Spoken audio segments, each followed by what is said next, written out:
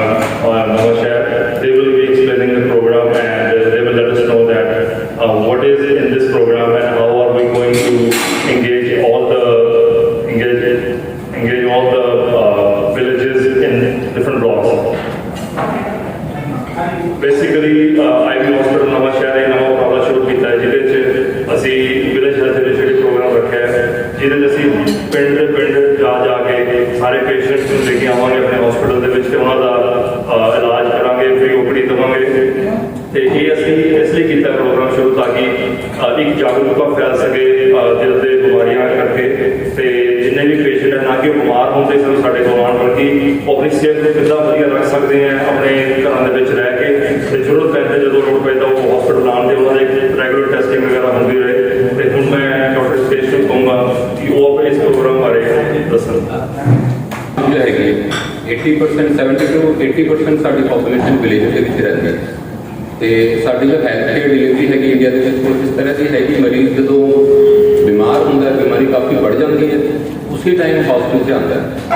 ਅਸੀਂ ਇਸ ਸਿਚੁਏਸ਼ਨ ਨੂੰ ਰਿਵਰਸ ਕਰਨਾ ਚਾਹੁੰਦੇ ਹਾਂ। ਅਸੀਂ ਚਾਹੁੰਦੇ ਹਾਂ ਕਿ ਜਦੋਂ ਬਿਮਾਰੀ ਸ਼ੁਰੂ ਹੁੰਦੀ ਹੈ ਕਿਉਂਕਿ ਹਾਰਟ ਦੀ ਬਿਮਾਰੀਆਂ ਜਦੋਂ ਆਉਂਦੀ ਹੈ ਇੱਦਾਂ ਨਹੀਂ ਕਿ ਇੱਕਦਮ ਤੋਂ ਆ ਜਾਂਦੀ ਹੈ ਬਿਮਾਰੀ ਸ਼ੁਰੂ ਹੋ ਜਾਂਦੀ ਹੈ ਪਿਛਲੇ 10-20 ਸਾਲਾਂ ਦਾ ਪੇਸ਼ੈਂਟ ਜਦੋਂ ਆਉਂਦਾ ਉਸ ਤੋਂ 10-20 ਸਾਲਾਂ ਤੋਂ ਪਹਿਲਾਂ ਬਿਮਾਰੀ ਸ਼ੁਰੂ ਹੋ ਜਾਂਦੀ ਹੈ ਤੇ ਆਪਾਂ ਚਾਹੁੰਦੇ ਹਾਂ ਕਿ ਬਿਮਾਰੀ ਨੂੰ ਅਰਲੀ ਸਟੇਜ 'ਤੇ ਹੀ ਸਟਾਪ ਕਰ ਦਈਏ ਤਾਂ ਕਿ ਉਹਨਾਂ ਨੂੰ ਹਸਪਤਾਲ ਆਉਣ ਦੀ ਲੋੜ ਹੀ ਨਾ ਪਵੇ ਤੇ ਅਗਰ ਲੋੜ ਪਵੇ ਵੀ ਉਹ ਵੀ ਜਲਦੀ ਡਾਇਗਨੋਸ ਹੋ ਕੇ ਪੇਸ਼ੈਂਟ ਨੂੰ ਖਤਰੇ ਘੱਟ ਹੋ ਜਾਵੇ। ਇਹ ਸਾਡਾ ਇੱਕ ਬੇਸਿਕ ਕਨਸੈਪਟ ਹੈ ਜਿਸ ਵਿੱਚ ਆਪਾਂ ਕੰਮ ਕਰਨਾ ਚਾਹੁੰਦੇ ਹਾਂ। अगर तुम पिछले 20 साल तक देखोगे तो जो यंग कोरोनरी आर्टरी डिजीज के पेशेंट हैं हार्ट अटैक के पेशेंट 40 साल के घट एज के जिन्होंने हार्ट अटैक हो रहे हैं वो 40 to 50 टाइम्स बढ़ गए हैं। अगर आप 20 साल पहले देखिए आप रेयरली सुनते थे कि 40 साल तो घटता बंदा अचानक घर बैठे इतना हो गया तो साडा कंसैप्ट यही है कि आप मेजोरिटी जो पॉपूलेशन है जो विलेजेस रही है 80% साडी पॉपूलेशन उन्होंने पिछले जाके जागरूकता फैलाई जाए कि जिस स्टेज की बीमारी शुरू होती है ये एडोलसेंट से शुरू हो जाती है बंदा जो 10 से 20 साल का होंगे 20 से 30 साल का होंगे उसी स्टेज से ही आप जाके बीमारी को रोकना है थामना है तो साडा कंसैप्ट भी ये इसलिए आप विलेज हेल्थ इनिशिएटिव शुरू किया है आप एज ए हेल्थ केयर ਤੁਹਾਡੀ ਭਾਗੀਦਾਰੀ ਚਾਹੁੰਦੇ ਹਾਂ। ਬੇਸਿਕਲੀ ਸਾਡਾ ਕਨਸੈਪਟ ਇਹ ਹੈ ਕਿ ਸਾਡੇ ਇਲਾਕੇ ਦੇ ਵਿੱਚ 479 ਵਿਲੇजेस ਹੈਗੇ 5 ਡਿਵੀਜ਼ਨਸ ਵਿੱਚ ਡਿਵਾਈਡਡ ਹੈਗੇ। ਅਸੀਂ ਇਹ ਇਨੀਸ਼ੀਏਟਿਵ ਇੱਕ ਵਿਲੇਜ ਲੰਗੜੋਏ ਤੋਂ ਸ਼ੁਰੂ ਕਰ ਰਹੇ ਹਾਂ ਜਸਟ ਐਜ਼ ਅ ਪਾਇਲਟ ਜਿਹਦੇ ਵਿੱਚ 1 ਮਹੀਨੇ ਲਈ ਆਪਾਂ ਵਿਲੇजेस ਦੇ ਵਿੱਚ ਜਾ ਕੇ ਆਪਣਾ ਮੈਸੇਜ ਸਪਰੈਡ ਕਰਾਂਗੇ ਕਿੱਦਾਂ ਬੱਚਾ ਨੂੰ ਐਡੋਲਸੈਂਟ ਨੂੰ ਓਬੇਸਿਟੀ ਡਿਵੈਲਪ ਹੋ ਰਹੀ ਹੈ ਉਸੇ ਸਟੇਜ 'ਤੇ ਰੋਕਿਆ ਜਾਵੇ ਸਕੂਲ ਵਿੱਚ ਗੋਇੰਗ ਏਜ ਤੇ ਜਦੋਂ ਜਵਾਨ ਬੰਦੇ ਹੈ ਕਿੱਦਾਂ ਉਹਨਾਂ ਦੇ ਰਿਸਕ ਫੈਕਟਰਸ ਨੂੰ ਘੱਟ ਕੀਤਾ ਜਾਵੇ ਇਹ ਆਪਾਂ ਵਿਲੇਜ ਦੇ ਵਿੱਚ ਮੈਸੇਜ ਸਪਰੈਡ ਕਰਾਂਗੇ। ਜਦੋਂ ਆਪਾਂ ਇੱਕ ਵਿਲੇਜ ਦਾ 1 ਮਹੀਨੇ ਲਈ ਫ੍ਰੀ ਕੰਸਲਟ ਵਗੈਰਾ ਕਰਾਂਗੇ ਉਸ ਤੋਂ ਬਾਅਦ ਆਪਾਂ ਹਰ ਵਿਲੇਜ ਦੇ ਵਿੱਚ ਇੱਕ ਫੈਕਟੋਰੀਅਲ ਡਿਜ਼ਾਈਨ ਡਿਵੈਲਪ ਕੀਤਾ ਹੈ। ਉਹਦੇ ਵਿੱਚ ਆਪਾਂ ਕੀ ਕਰਾਂਗੇ ਕਿ ਛੇਤੀ ਤੋਂ ਛੇਤੀ ਸਪਰੈਡ ਹੋਵੇ ਮੈਸੇਜ ਆਪਾਂ 5 ਬਲੌਕ ਦੇ ਵਿੱਚ ਇੱਕ ਵਿਲੇਜ ਨੂੰ इक्विप करना है कि वो मैसेज स्प्रेड कर दें कि वो आगे तो आगे 5 बंदों में मैसेज स्प्रेड कराएंगे। इदा करके आप साल या 2 साल के एक बड़ा अच्छा अवेयरनेस का लेवल अचीव कर सकते हैं तो एक मूवमेंट इनिशिएट कर सकते हैं जिसके विलेजेस की हेल्थ है जिथे मोस्टली इंडिया पंजाब उन्होंने यूथ रहा है उसनों आप प्रमोट करेंगे। हूँ तो ये कार्डियो स्पैसिफिक होगा बट हौली हौली करके जो समाज की भागीदारी बनूगी ये होर चीज़ों के जा सकता है। आई थैंक कि IB हॉस्पिटल जो साडा मैं प्रपोज किया इस चीज़ को मानिया इस चीज़ लिए एक्ट करने लिए ये काफ़ी अच्छा इनिशिएटिव है। Hand over to doctor.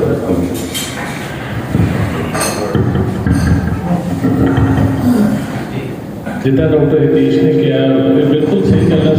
70 to 80% ji population है वो पिंडा च है तो पिंडा जो भी असी कैंप तो 10 साल पहले भी लाते मोस्टली जो पिंडा के लोग हैं उन्होंने अवेयरनेस है तो 50 पेशेंट भी देखोगे जो 40 पेशेंट को ब्लड प्रेशर निकलेगा शुगर निकलेगा तो उन्होंने पता भी नहीं होगा वो कहते हैं असं चैकअप ही नहीं कभी कराया कहते तुम दसिया तो ये अवेयरनेस तभी आऊगी जब असं विलेज इनिशिएटिव प्रोग्राम स्टार्ट करेंगे।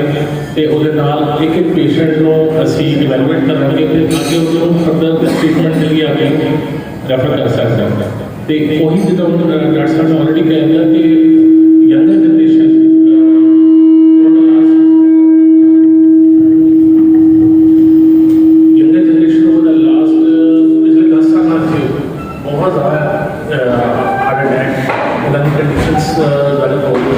शायद खाने के कुछ है या स्ट्रेस लेवल बहुत ज़्यादा है। ये भी साढ़े पिंडा के लोगों को दसना बहुत ज़रूरी है कि ये किसी को भी कभी नहीं हो सकता। तो ये भी असं इनिशिएट करांगे ये विलेज इनिशिएटिव प्रोग्राम से। आई होप कि जोड़ा इनिशिएटिव IB हस्पताल के साढ़े मैनेजमेंट सर वगैरह ने स्टार्ट किया है, एक सक्सैसफुल है। Thank you.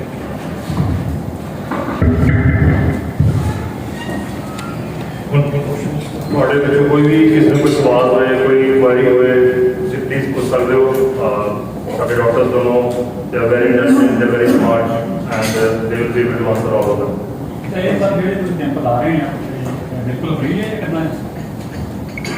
ਹਾਂਜੀ ਸਰ, ਇਹਦੇ ਵਿੱਚ ਜੋ ਆਪਾਂ ਇਨੀਸ਼ੀਏਟਿਵ ਲੈ ਰਹੇ ਹਾਂ, ਆਪਾਂ ਕੋਸ਼ਿਸ਼ ਕਰਾਂਗੇ ਹਰ ਮਹੀਨੇ ਇੱਕ ਵਿਲੇਜ ਦਾ पूरा अवेयरनेस अच्छी तरह तो होगा, क्योंकि ये एक टाइम की चीज़ नहीं होती कि आप जाके एक दिन का कैंप लगा के ठीक कर सकते हैं।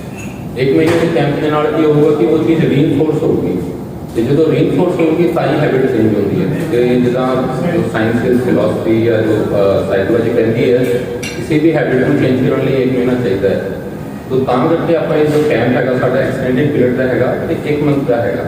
जिदा 1 मंथ ਲਈ जो भी पेशेंट उस विलेज के है किसी को सलाह है कि वो सारी फ्री है। उसके साडा प्रोग्राम इस तरह का है कि 10 से 20 साल के बच्चे है स्कूल जा रहे हैं, उसी लैवल पर जाके उन्होंने अवेयर किया जाए। कोई बंदा ओबीस है, ओवरवेट है, आप आइडेंटिफाई करिए। कोई 20 से 30 साल के बंदे हैं जिन्होंने आप अपने कैमरा आके ब्लड प्रेशर डिटेक्ट करिए, क्योंकि अपना जो ब्लड प्रेशर डिटेक्शन रेट हैगी, अगर 100 बंदे ब्लड प्रेशर रहेगा सिर्फ 10 नहीं पता है कि मैंने ब्लड प्रेशर है। तो ब्लड प्रेशर की बीमारी भी इतना नहीं मीठे जहर जितना है, छोटा छोटा छोटा छोटा साड़ी बॉडी में नुकसान पहुँचा भी रहती है। जो साढ़े एंड ऑर्गनस जो होंगे जिदा किडनीज हो गई, ब्रेन हो गया, हार्ट हो गया, जो डैमेज हो जाते हैं फिर कॉम्प्लिकेशन करके पता लगता है। तो आप कोशिश करांगे कि 20 से 30 साल के बंदे नू ब्लड प्रेशर या बाकी बीमारियां कोलेस्ट्रॉल जल्दी डिटेक्ट करेंगे। फिर एक्सटेंडेड पीरियड का कैंप हैगा, पेशेंट की कंसल्टेशन फ्री है तो कैंप भी फ्री है।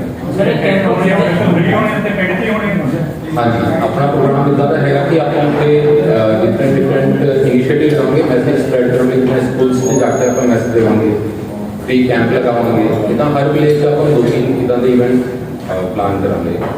ये जो इनिशिएटिव है ये आप ये नहीं कह सकते किसी एक बंदे का या किसी एक ग्रुप का शुरू होगा, ये समाज की भागीदारी के नाल ही आगे बढ़ सकता है। तो आप एक विलेज में तैयार करांगे कि आगे वो और 5 विलेजेस में ये मैसेज स्प्रेड करते हुए एक वो जो बंदा आगे 5 में करोगा वो 5 और कर देगा। इतना करके एटलीस्ट नवा शहर में आप एक अच्छा मॉडल पेश कर सकते हैं, जो हो सकता है देश से भी आगे पूरा डेवलप हो सकता है।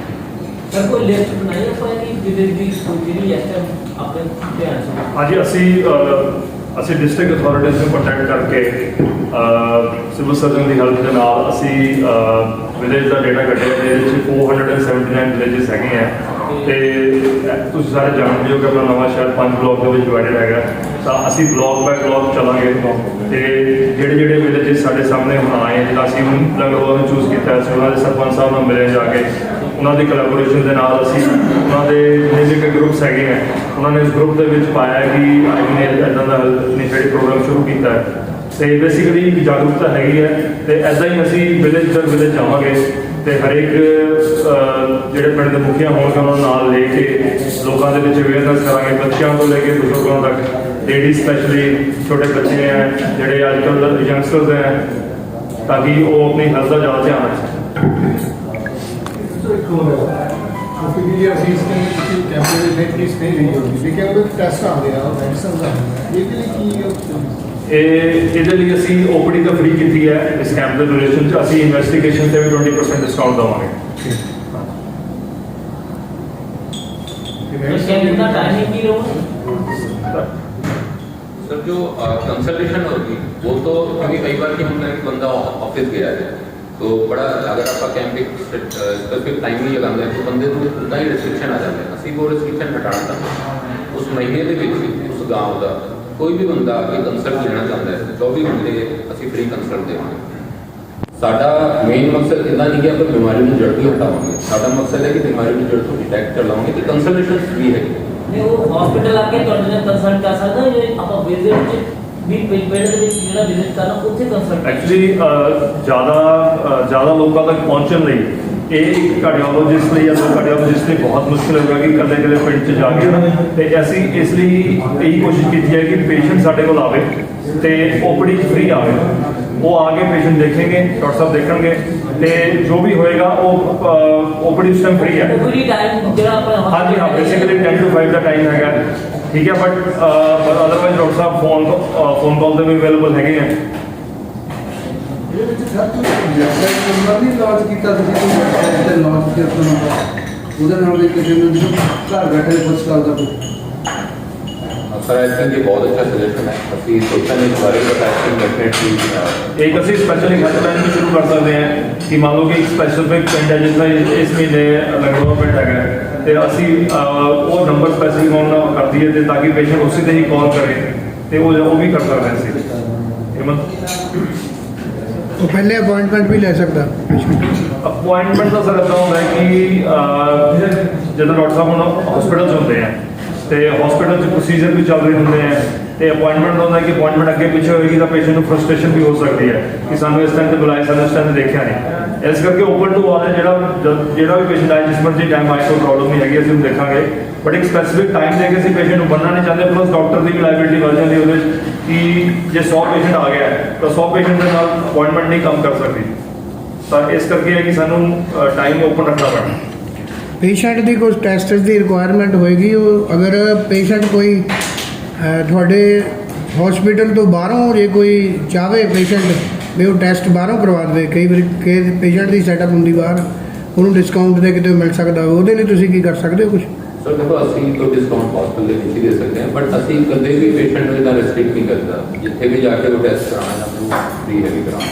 ਠੀਕ ਹੈ।